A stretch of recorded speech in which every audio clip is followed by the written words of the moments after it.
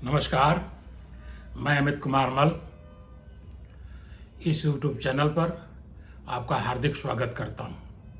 होली का त्यौहार बिल्कुल निकट है, अतः होली के त्यौहार पर आप सभी को सपरिवार होली की ढेर सारी शुभकामनाएं।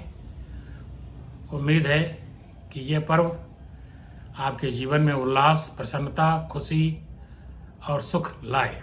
इस YouTube चैनल पर कहानियों की श्रृंखला में अब तक आपने कई कहानियाँ सुनी और देखी, जिन्हें आपने पसंद भी किया। आज जो कहानी प्रस्तुत है उसका शीर्षक है होशियारी। यदि अभी तक आपने इस YouTube चैनल को सब्सक्राइब नहीं किया है तो अनुरोध है कि इस YouTube चैनल को जरूर सब्सक्राइब करें, बेल आइकन दबाएं। बेल आइकन दबाना इसलिए आवश्यक है क्योंकि इससे इस YouTube चैनल पर अपलोड होने वाले सारे वीडियो की सूचनाएं, नोटिफिकेशन आपको प्राप्त होता रहेगा, जिससे आप इस YouTube चैनल पर अपलोड होने वाले वीडियो को सुगमतापूर्वक देख सकेंगे। अब हम आज की कहानी प्रस्तुत कर रहे हैं, होशियारी। एक राजा होता है और उस राजा के यहाँ कई हाथी होते हैं। अमूमन हर राजाओं के यहाँ ऐसा था, उसी तरह से इस राजा के यहाँ भी था। लेकिन एक हाथी ऐसा था जिसको राजा अक्सर बचपन से ही सहलाते थे और उस पर हाथ फेर करके उस पर ममत्व प्रदर्शित करते थे। उस हाथी से उनको बहुत लगाव था। वह हाथी बीमार पड़ा। राजा परेशान हो गए। राजा ने राज्य के पशु चिकित्सक को बुलाया। पशु चिकित्सक ने उस हाथी का मुआयना किया, उसका ऑब्जर्वेशन किया, उसकी जांच की और उन्होंने पाया कि हाथी को असाध्य बीमारी है, इसलिए देर सवेर हाथी को मरना ही है। पशु चिकित्सक ये भी जानते थे कि राजा को इस हाथी से कितना लगाव है और यदि उन्होंने ये बात राजा को बताई तो हो सकता है कि राजा कुपित होकर उन्हें कोई दंड दे दे। इसलिए उन्होंने टैक्टफुली राजा से कहा कि महाराज, हाथी को खान पान की सही व्यवस्था एवं विशेष देखभाल की आवश्यकता है और इसके लिए कई लोगों की आवश्यकता है जो इसे बिल्कुल विशेष इस पर ध्यान दें और तब यह बीमारी इसकी ठीक हो जाएगी। राजा को यह लगा कि उनके महल में जो हाथी को देखभाल करने वाले महावत हैं वो अच्छी तरह से नहीं देखभाल कर रहे हैं। तो उन्होंने पास के गांव में जाकर वहाँ के गांव वालों को बुलाकर यह उन्हें आदेशित किया कि आप सब गांव वाले इस हाथी की विशेष देखभाल करिए और इसको स्वस्थ कराइए।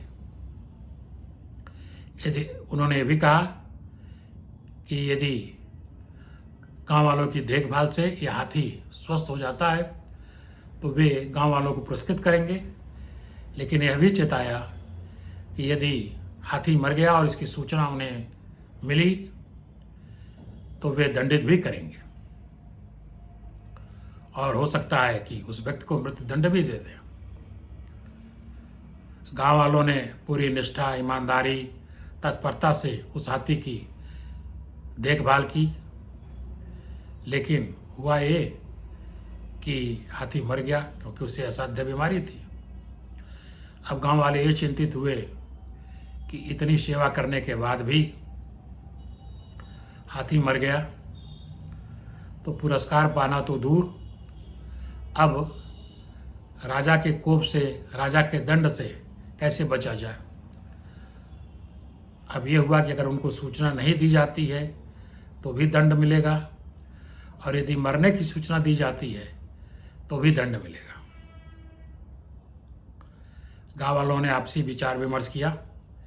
गांव के एक होशियार आदमी ने कहा कि मैं जाकर राजा को यह सूचना देता हूँ। बाकी लोगों ने चेताया कि भाई यदि तुमने मरने की सूचना दी तो हो सकता है राजा तुम्हें मृत्युदंड दे दे। उसने कहा मैं ऐसे सूचना दूंगा कि ऐसा नहीं लगेगा कि मैं सूचना दे रहा हूं और मैं मृत्युदंड से भी बच जाऊंगा। वह बुद्धिमान व्यक्ति राज दरबार में पहुंचा और चौकीदार से उसने अपने आने का प्रयोजन बताया। चौकीदार ने राजा को जाकर बताया कि जिस गांव में हाथी को देखभाल करने के लिए रखा गया था, उस गांव का एक आदमी हाथी के स्थिति के बारे में बताने के लिए आया है। राजा ने उसे बुलवाया। राजा ने उससे पूछा कि हाथी कैसा है।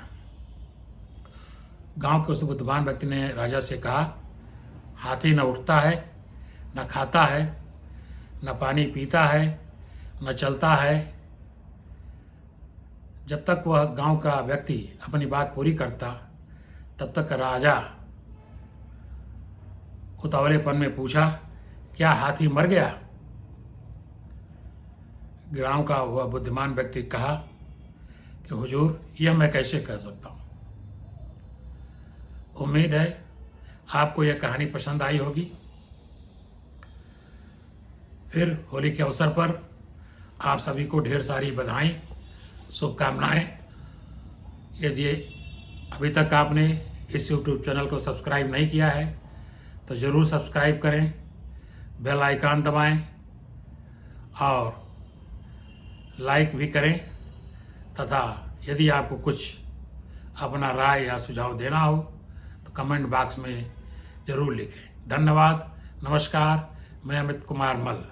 होली की एक बार पुनः शुभकामनाएं।